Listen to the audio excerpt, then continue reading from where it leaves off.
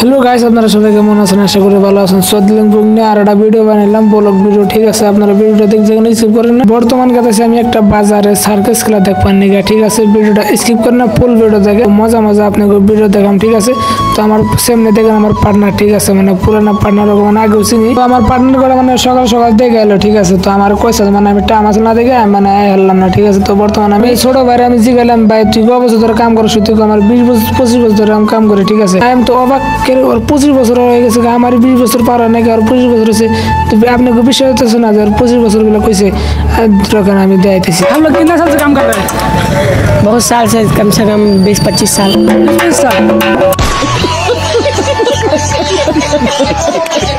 যাই কোনো কথাবার্তা ভালো লাগলো, জুটমুট যাই করলো। ঠিক আছে, তো বর্তমান ভিডিওটা দেখেন, ভিডিওটা স্কিপ করেন না, এটাই মানে আমি চাই। ঠিক আছে,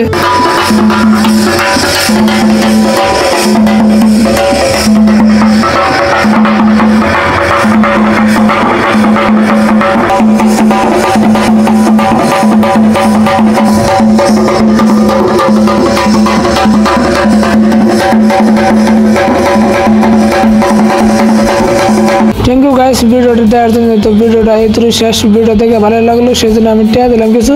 তো দেখাবো নেক্সট ভিডিওটা ভালো লাগলে লাইক শেয়ার করে দেবেন।